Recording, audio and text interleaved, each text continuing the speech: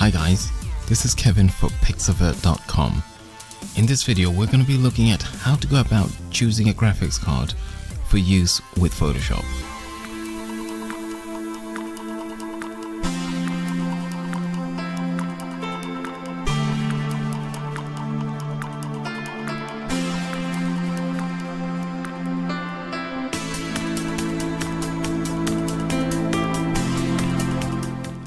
Now what I want to do in this video is to consider what you might look at if you're looking to choose a video card to use with Photoshop. I'm assuming you're working in Windows on a desktop PC, and the advice here will apply for Photoshop.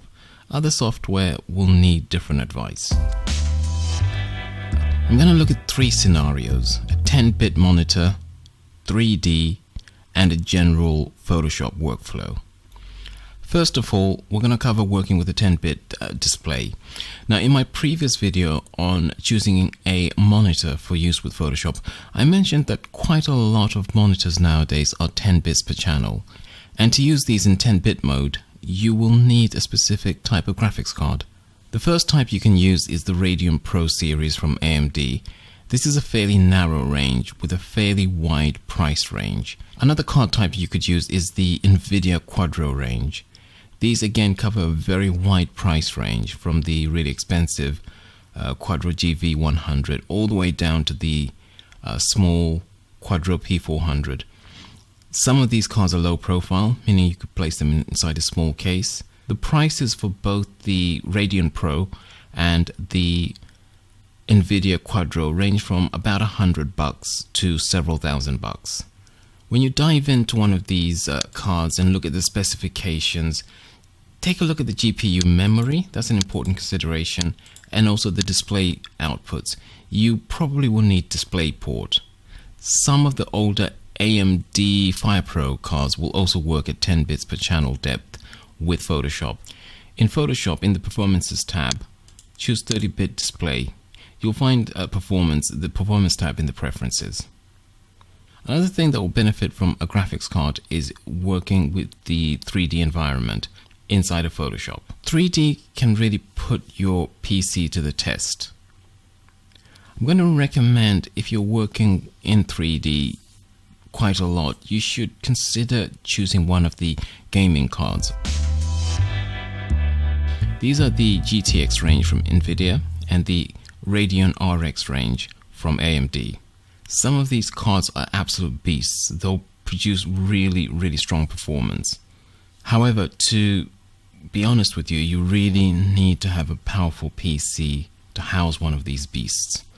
You shouldn't put a powerful beast like these inside a small dinky little office PC. Use the comparison sites online to compare the performance of NVIDIA and AMD cards. You can compare the performance of the Radeon RX, the GTX cards, the Radeon Pro, and the Quadro cards. Some of these cards use a special power connector that connects to your power supply unit. In order to make sure that you've got sufficient power in your computer, I would recommend using a power supply calculator, something like the Outer Vision power supply calculator. Here I've calculated the power supply unit that I would need for a machine running a mid-range central processor, high-end graphics card, and it's come up with a calculation of 615 watts recommended wattage, and it's also recommended an EVGA 700 watt power supply. Now if I go and remove that one card, the AMD Radeon RX, take that down to 0 and recalculate, you'll see that the recommended wattage falls from 600 to 300. So that one card was responsible for about half of the wattage supply requirements of my computer. I would recommend doing this kind of calculation to make sure that when you install a powerful card inside your machine, you are not going to bust your power supply. There's also a little trick here that you can use to try and save money using this energy efficiency calculator. If you're a little bit smarter than me, this might make a lot of sense to you. These cards can cost quite a lot of money and the prices fluctuate.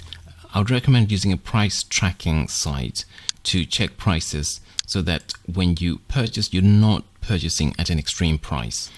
What I'll suggest is start off with a decent entry-level gaming card, something like the GTX 1050, and only if you find that that really improves your performance should you then consider going up the line to something more powerful. Unfortunately, as powerful as the gaming cards are, they're no good for 10-bit channel displays inside of Photoshop. Now, there are some things that absolutely require a graphics card if you're going to use them inside Photoshop, like the 3D workspace. Other things either rely on having a graphics card installed, or the performance improves significantly if a graphics card is installed.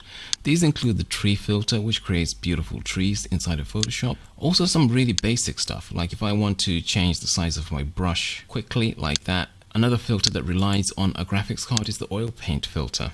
This allows us to create beautiful designs that look like oil paintings. Such things as flick panning also rely on graphic card support. The blur gallery, with its famous tilt shift effect, also benefits from having a graphics card installed. Another filter that really depends on having a graphics card is the adaptive wide angle filter. This is very useful if you're dealing with wide angle images and you need to correct distortions, or if you're dealing with panoramas. Another really useful filter is the camera raw filter. This is a very, very useful one when you're dealing with raw images or if you're dealing with JPEGs. Some of the features that this filter uses rely on graphics card support. So what I would recommend is not to wait until you figure out whether the graphics card is needed for a particular effect or not. I would recommend just getting some sort of low-end card. If that works out fine for you, then stick with that. But if you find that the shoe is pinching somewhere, then get a more powerful card. The entry-level cards will install inside most cases. If you have a very small computer case, look out for some of these cards that have a low-profile adapter. This low-profile MSI gaming card will allow you to adapt the card so that it will fit inside a small, low-profile case. Many entry-level cards have a similar design. Most of the cards will be NVIDIA or AMD, but you'll find a very wide range of manufacturers.